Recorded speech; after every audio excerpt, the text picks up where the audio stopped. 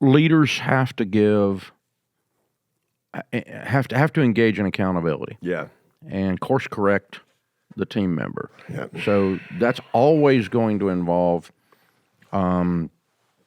those days that leaders hate, which is like every other day that we hate when I'm leading, because it means I've got to look at someone I love and have a difficult conversation. And it's going to be uncomfortable. It's going to be awkward. Yeah. But it's the only way that this relationship and this process survives. So It's got to happen. And so I've got to sit down with them. And that, the thing that unless you're just a jerk, unless you're a bully, you dread making someone feel bad. Right.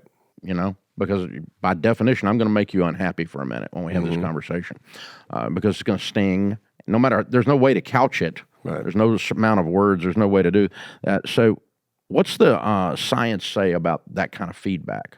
The science says that the best leaders, let's start with the worst leaders. The worst leaders are so empathetic they can't do hard things. In other words, I feel your pain and I'm paralyzed by it. And we have an empathy-based culture. We have an empathy-based public policy system that treats poor people like wards of the state and treats them in such a way that actually takes their dignity and actually doesn't build them up into the kinds of people that we would want our children to be. And that kind of empathy is paralyzing. That kind of empathy is really deleterious for leadership and management and family life and communities and policy. You name it. But that doesn't mean that feeling somebody's pain is a bad thing. It just means it's part of the process of what we really need, which is compassion. There's never too much compassion. Compassion says it's a harder thing. It requires, good leadership. And by leadership, I mean like parenting. Is really a leadership lesson. So it sounds like Dave, you and I are talking about CEOs. No, we're talking about dads and moms a lot, because that's the ultimate leadership experience that most people have. Starts off by understanding a problem, and then by feeling enough of the pain to internalize it, and then we go from there to figuring out what needs to be done and then having the courage to do it, whether the person we're doing it with likes it or not, because we do it out of love. And not being paralyzed by the empathy. And by the way, the worst parents of teenagers are the ones that can't do the hard things. The best parents of teenagers say, yep, God put me on this planet to be his dad and not to be his friend. And I knew the problem was, and I remember when I was that age, and I told him the truth, and I brought down the hammer, and he doesn't like me right now, and I'm really grateful to God that I'm in his life like this, because he needs it. Yeah. Otherwise, he's going to run the car in a ditch, metaphorically or actually. Yeah, and that's with your employees, and that's with the people in your church. And, you must have the love and compassion to do what needs to be done. Yeah, so adults in those situations, you're saying we love requires us to speak up. It does. Love requires us to do that. The other thing we call love is not really love; it's enabling. And For sure, it's just soft. Yeah, and because no one is winning when you give a drunk a drink. Absolutely not. And, a lot of jerks will often use this, and they'll twist it slightly. Jerks will say, I am giving you the truth out of love, and then what they're doing is using the truth as a weapon and not as a gift. And so they'll do that a lot. There are people who on television, this is what television political pundits do constantly. This is a big problem in our country today, which is, look, I got to be truthful. I'm a Christian man. I got to be truthful all the time. It's not a Christian husband who goes to his wife and points out every single little flaw all the time. On the contrary. But it is a Christian husband or wife who says to the spouse what needs to be said for their good in a spirit of love. That's the kind of truth we're talking about. Mm-hmm. Yeah, we're just simply not going there. Yeah. And it's just, those are interesting conversations. Totally. It's like, we're just, the answer is a solid no, and let me walk you through why, and we're just not going to do this. And it's such a... How many years have you been married now? 43. Nice. 43. I've been married 34. Yeah. And I'm still in love. You too, right? Yeah, absolutely. More now than ever. I know. Yeah, I told her if she leaves, I'm going with her. It's like, hey, honey, you can leave me, but you have to let me come with you. That's right. That's how this is working. So let's wrap it up with this idea. What are some simple habits business owners can start doing to create this environment where there's just kind of happiness in the air, so to speak, the culture? It's a cultural icon, if you will. Yeah. But it's a byproduct. It's not a... Mm-hmm. It's something that occurs because you did other things, right? Right. No, for sure. And there's a ton of really good business practices that I've written about exhaustively. Every Thursday morning, I have a column in the Atlantic called How to Build a Life. And about every fifth column is about what business people can do to have a happier workplace. And there's a lot of specific techniques. But here's where it starts. If you want people to be happier at work, which you should, by the way, it's even a good business practice. I've got the data that show that the 20% happiest workforces in the S&P 500, they outscore the index by about 500 basis points. Whoa. This is good business, right? And a lot of CEOs are like, wouldn't it be lucky? No, it's not luck. Here's where it starts. Work on your own happiness. People don't want to work for a miserable SOB. They don't want to do it. They don't want to work for a miserable person. And this applies to everything too. You know, the stupidest kind of parenting I ever hear starts with this idea: you're never unhappy. You're never happier than your unhappiest child. That's really dumb, because nobody wants an unhappy mother.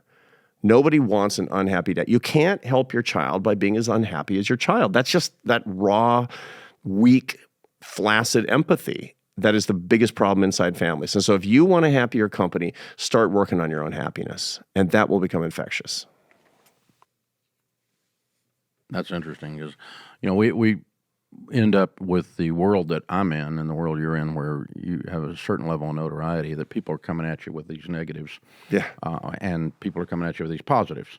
And, you know, sometimes they're 45 seconds apart. I know. You know, it literally is, it's crazy. And they're both extreme. I know. The extreme is like, you know, you changed my life. No, you changed your life. I just showed you how. Yeah. And the other one is like, you're going to hell. You're the worst cult leader ever. And yeah, I know. I know. It's just, and they're 45 seconds apart. It's very, very interesting. And so one guy the other day, one of my buddies, he said, you know, Dave, how do you handle all the negativity, all the stuff that comes at you? And I'm like, dude, that's just the price of admission to get to be me, and I'll pay it. It's a good life. My life is awesome. It's awesome. But also, you know, the truth of the matter is that fame made Dave Ramsey more Dave Ramsey. And so the real question is, who are you integrally as a person? The fact that this life is a good life and you like it suggests that was an accelerant to the goodness that you had, and that you could have been had you been a roofer. That's a really, really good thing. Now, your apostolate, your mission was to bring these ideas to more and more and more people, and being a roofer wouldn't have been the highest and best use. But I think, let me ask you about this, because I agree with that. I agree. You do become more of what you are, right, with fame, power, money, right? Yeah. I don't disagree with that at all. I completely teach that concept too, and I'm glad to know that research actually backs it up. Yeah. Because I just pulled it out of my ear. But the yeah, well, your ear's got a lot of it's got a lot of stuff in there. It's got a lot of good knowledge.